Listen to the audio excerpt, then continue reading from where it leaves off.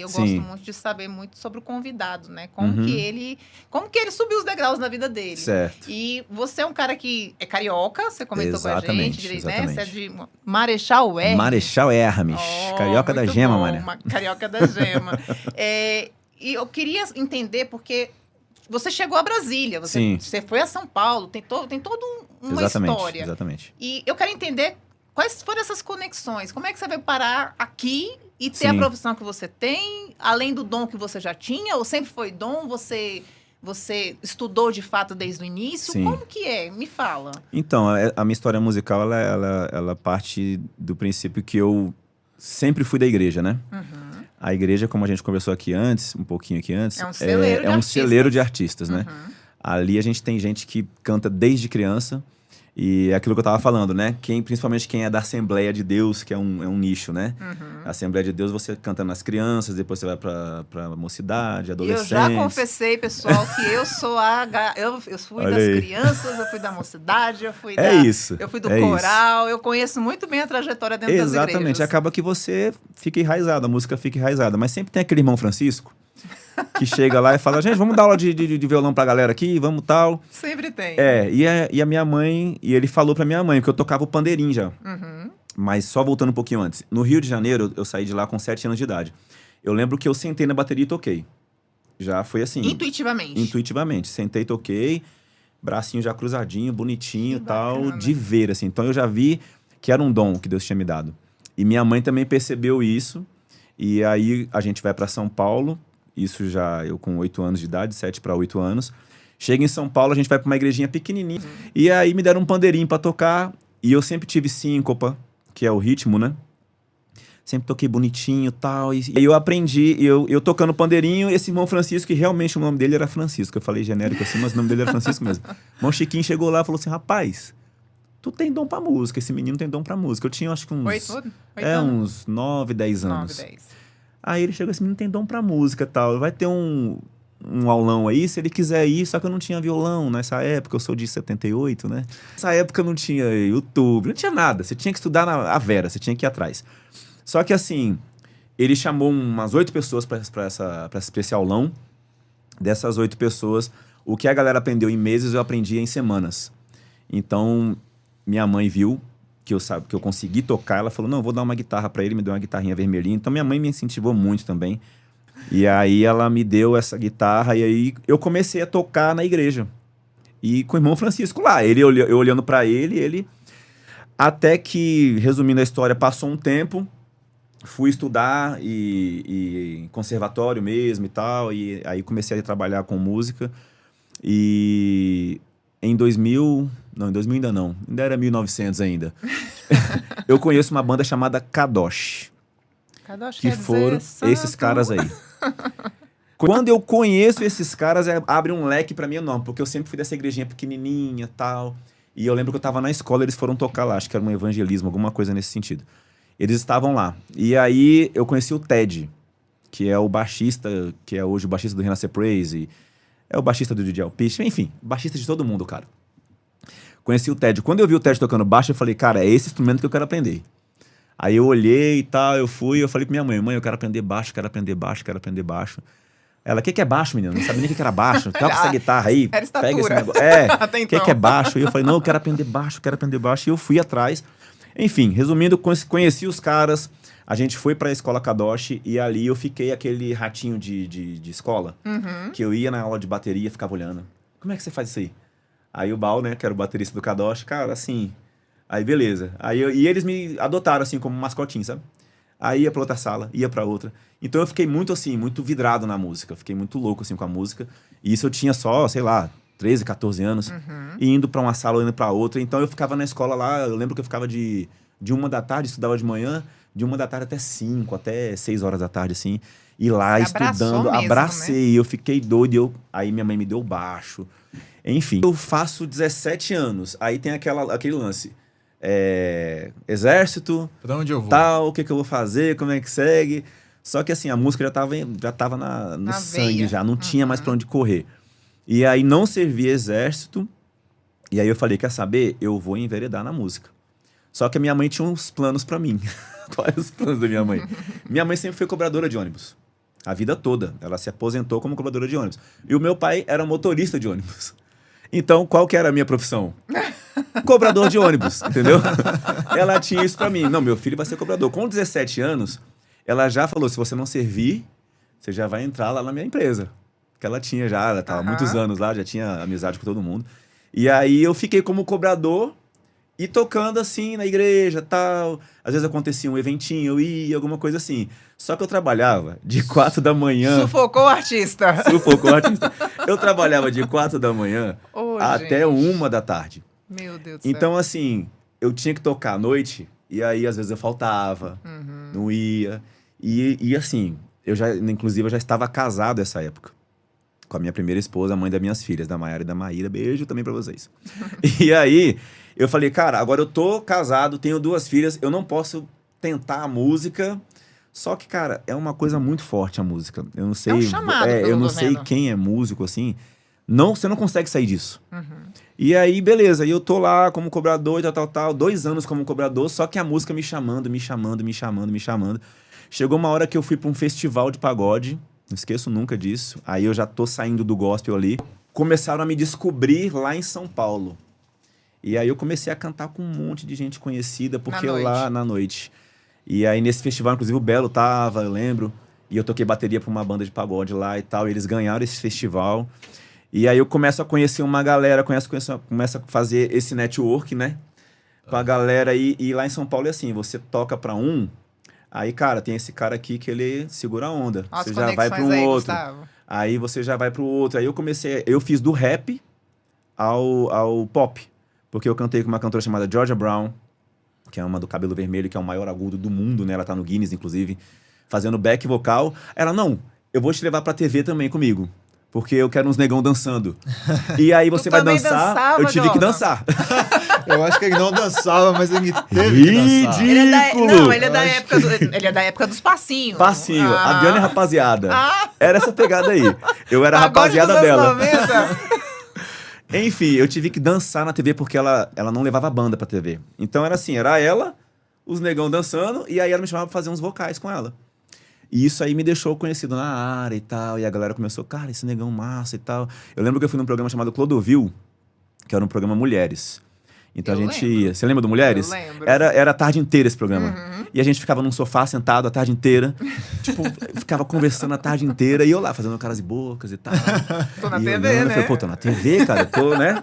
Novinho e tal. Eu falei, cara, tô aqui. E aproveitei essa oportunidade, conheci mais gente. Aí acabou que a gente foi tocar em Bourbon Street. Aí eu conheço a galera Silveira.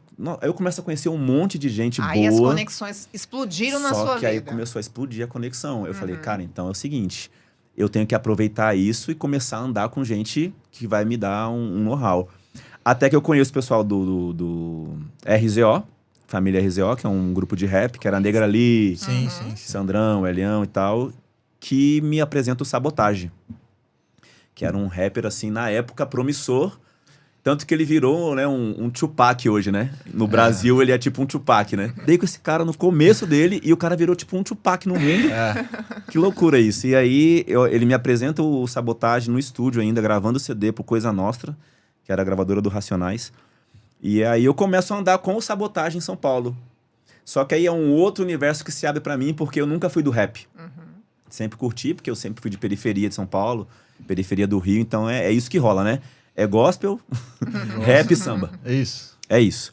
Então, assim, e aí um leque que se abre, eu comecei a ver aquele mundo, aquele universo. Aí a XXL, né, começou a dar roupa pra gente, eu já fiquei, eita, tal. Eu nunca usei roupa larga, aquelas rouponas de rapper, né? E tinha que andar, era o estilo. E aí eu comecei a andar com as roupas largas e tal, XXL, não sei o quê. Aí o Sabotagem falava, mano, é sem risadinha, é daquele jeito, negão. Pai, eu pode crer. Só que aí você mete voz.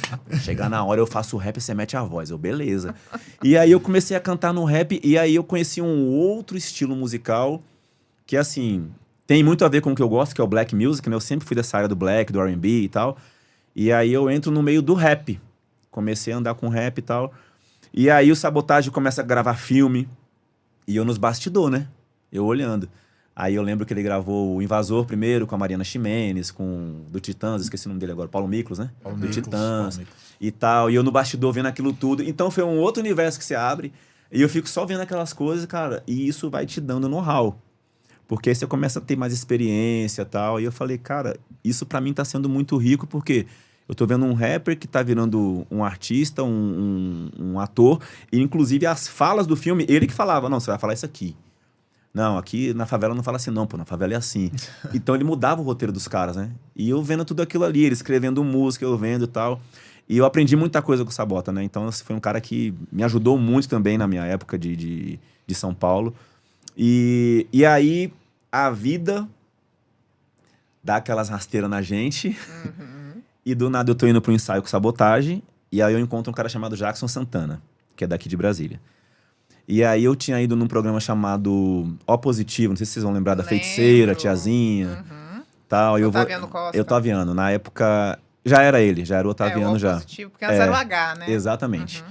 E aí eu tô lá e tal, e esse cara tá aqui em Brasília assistindo a Georgia Brown cantando, porque eu sempre fazia esses freelances, né? Com Sabotagem, com a Georgia, enfim, eu sempre tava com alguém.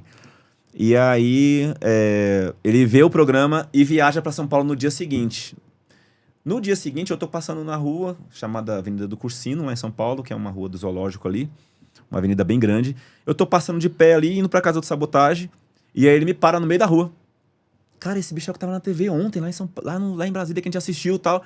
Me pararam, e eu tava muito acostumado com isso, porque eu sempre tava com alguém, e a galera sempre me parava. Fala, Negrão, pô, eu te vi ontem Já na tava TV, sendo não sei o quê. reconhecido já. Sim, aí a galera... E ele me parou, eu achei que era mais um cara assim e tal. Eu te vi na TV, falou, massa, cara, que legal, tal, obrigado aí, não sei o quê, não sei o quê. Ele falou, eu sou de Brasília e eu sou da igreja. E eu tava desviado dessa época, eu não tava mais na igreja e tal, já tava, né, na noite. E aí ele falou assim, eu sou de Brasília e sou da igreja e tal. Eu falei, pô, já cantei na igreja um tempo e tal. Conversamos ali, foi coisa de meia hora, ele me levou pra casa que ele tava, lá em São Paulo mesmo. Não, vou te apresentar pra galera e tal, não sei o quê, fomos lá. Fiquei a tarde inteira, acabou que eu não fui pro ensaio do Sabotagem. Fiquei a tarde inteira, sabotei o Sabotagem. Boa, essa foi boa. Sabotou o Sabotagem. Sabotei o Sabotagem. Não fui pro ensaio. Fiquei a tarde inteira cantando com eles e tal. Aí me bateu aquela... Sabe aquela saudade, assim? Pô, era tão legal quando eu cantava na igreja e tal. Mas aí fiquei de boa e tal. Ele falou assim, cara, nós vamos cantar hoje em tal lugar, porque ele já era cantor. Ele tinha agendas em São Paulo a cumprir. E aí ele falou, vou te buscar hoje pra você ir com a gente. Eu falei, vai nada, pô. Aí ele, não, vou te buscar, cara. Você vai com a gente numa igreja hoje. Eu falei, não, eu moro em tal lugar, porque lá não é que nem Brasília. Brasília eu acho muito difícil, até hoje eu acho muito difícil. Eu moro há 20 e poucos anos aqui e eu acho difícil andar em Brasília porque é tudo igual. É tudo igual, cara. Todas as quadras são iguais. Você vai na 202, na 402, na 300, é tudo igual pra mim. Tudo igual. Agora lá não. Tudo tem tesourinha. É a Avenida do Cursino. Você vai achar a Avenida do Cursino, não tem outra. Que só tem aquela. Só tem aquela e é número tal. Você vai parar no número tal. Acabou. Então eu falei pra ele, eu moro na Avenida do Cursino número tal. Beleza. Pois deu a hora, os caras estavam lá. Me buscaram mesmo e tal. E eu fui cantar com eles. Resumindo, fizemos uma amizade. E ele falou, quando ele tava indo embora, terminou as agendas, falou assim, cara, eu sou de Brasília. Meu pai tem uma casa enorme lá. A gente recebe um monte de gente lá em casa. Se tu quiser um dia pra conhecer, vai lá, pô, pra você conhecer, pra você ver como é que é e tal. Aí eu falei, pô, legal, cara. É uma outra conexão que eu vou fazer aí. Num lugar que eu nunca sonhei em vir, porque Brasília não é ramo pra artista, assim, na época pelo menos. Era Rio e São Paulo. Então eu tava em São Paulo, que já era o lugar, ou ia pro Rio. Era um dos dois. E aí Brasília, do nada, né? Pra mim, Brasília era o quê? Só tinha a esplanada. Só tinha um congresso. Pra mim era aquele monte de prédinho ali e a galera em volta. Até hoje as pessoas acham que é Pra assim. mim é isso. Eu acho que quem mora em São Paulo pensa assim, pô, Brasília é aquilo ali, né? Então, beleza. Fui pra Brasília, cheguei em Brasília. Aí ele falou, vai pra lá. Eu falei, cara, eu vou ver. Em dezembro é um mês mais morto em São Paulo, a galera viaja em janeiro e tal. E aí eu vou. Ele falou, não, o casamento da minha mãe é dia 5 de janeiro. Se você quiser vir, aí você vem, aproveita e a gente já canta no casamento dela e tal. Ele tava, tipo assim, muito empolgado. Eu falei, cara, quer saber? Vou conhecer Brasília. Nunca fui em Brasília, vou ver como é que é. Olha que bacana. Cheguei em Brasília aqui, aí tinha um agravante. Ele falou, só que tem um problema. Meu pai é bigodão, é Assembleia de Deus, é bem rígido, tal. E meu cabelo era cheio de tribal, assim, sabe? Uns desenhão, assim, tal, que eu fazia. Aí ele, assim, se você puder, tipo, dar uma maneiradinha, tal. Você conhece o sistema? Não sei se tu conhece esse sistema. Eu conheço. Mas você chega, você dá um baque na pessoa. Você fala, esse cara aí... Aí você fala que você é crente dessas igrejas, tipo, mais livre e tal. Mas eu falei, não, mas eu não... a minha fé é a mesma, eu continuo crendo em Deus e tal. Na época eu tava bem desviado, assim, né? Eu falava muita gíria, porque eu andando com sabotagem, andando com rap. Eu, não, mano, fica tranquilo, tio. Vai ser nós, vai chegar lá, vai ficar tranquilão, relaxa. E ele olhando pra mim assim, não, beleza, vai dar certo. Enfim, chego na casa do Jackson, o pai dele, o pastor Job, que já é falecido, ele falava assim, cara, a gente tem culto 6 da manhã, 8, 10, tem um culto meio-dia, tem um culto na esplanada do ministério, no bloco não sei o quê, bloco não sei o quê, bloco não sei o quê. Depois de lá a gente vai pra casa não sei quem, aí à noite tem culto na igreja. E eu, tipo, aqui assim, né? Regime militar, e eu aqui assim, rapaz, mas é isso mesmo. Aí quando deu 6 da manhã, ele, negão, bota esse meu terno aqui e tal. Eu falei, sério, negão, usar terno mesmo? Não, de boa, é de boa, é tranquilo. É só pro meu pai não ficar pesando na sua. Eu, beleza, coloquei o terno e tal. Vamos cantar na esplanada, vamos cantar não sei aonde, vamos cantar não sei aonde. Acabou, Cíntia, que eu me vi tanto na igreja, nesses, tipo, uma semana que eu fiquei aqui. Foi o ano mais crente que você teve. Que eu falei, cara, eu voltei pra igreja, assim. E era engraçado, essa história é engraçada. Eu tava no ministério, no bloco não sei das quantas aí, bloco A, bloco B, sei lá. E ele chega assim, tô com um missionário aqui, lá de São Paulo. Virei missionário do nada. Ele era doido, pô, o Jackson. Jackson, você sabe que eu te amo, cara. Missionário, que vai dar uma palavra aqui. Cara, eu não lembrava de nada, assim. Eu falei, não tem erro, Salmo 23 não tem erro. Não tem erro. Tem erro, não lembrava de muita coisa. Eu fiquei. E eu assim, bom. Tipo, irmão, seguinte, Deus é nós, certo? Desculpa, o Senhor. Se o meu pastor não falta nada pra nós, fica tranquilo, tio, que. E eu não tinha perdido ainda o sotaque, né? Corta o microfone da apresentadora. E aí... Por favor, corta a risadinha aqui. Desculpa, gente. E aí... Eu tô achando isso no máximo. Eu nessa tal, eu falei, Jackson, não faz isso, não. Mas assim, quem canta, canta, não tem jeito. E principalmente os hinos das antigas. Aí eu meti já um Aline Barros, que era o clássico, né? Uhum. Cantei e tal. E toda a igreja que eu ia era o Rei dos Reis, consagrado. Toda igreja que eu ia era isso. Enfim, aí aconteceu tudo isso e tal. E aí eu falei, cara, vou voltar para São Paulo, porque eu tinha que voltar para os eventos, tudo. Só que eu me deparo com uma cena em São Paulo. Eu cheguei lá, eu tinha uma casa que eu morava só, eu já tinha separado da minha esposa já e tal. E eu morava só nessa casa. Quando eu chego na minha casa, não falei isso. Eu, em vez de ficar uma semana, eu fiquei 2 meses aqui. E aí eu falei assim, cara, tem que voltar. Deus, ele veio pra um casamento. Fiquei 2 meses aqui, que eu achei muito massa essa correria e tal.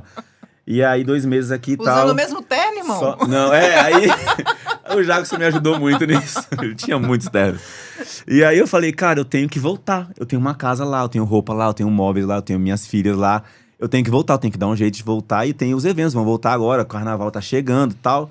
Tem que voltar. Só que eu tava tão já... Tinha pego amor, a cidade, essa correria de igreja e tal. E aí eu voltei meio desanimado, assim, sabe? Aí quando tava cantando a música do Renato Russo. Dizia ele, estou indo para Brasil. Tipo isso.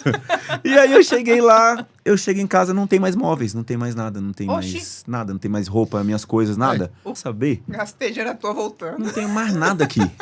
Nem minhas roupas que eu tinha, eu tenho mais. Eu tava com as roupas que eu tinha levado pra ficar uma semana, que eu tinha levado, e acabou. Porque eram as roupinhas de sair, né? Roupa de ver Deus, né, que a gente chama, né? Roupa de domingo. Eu falei, cara, é isso.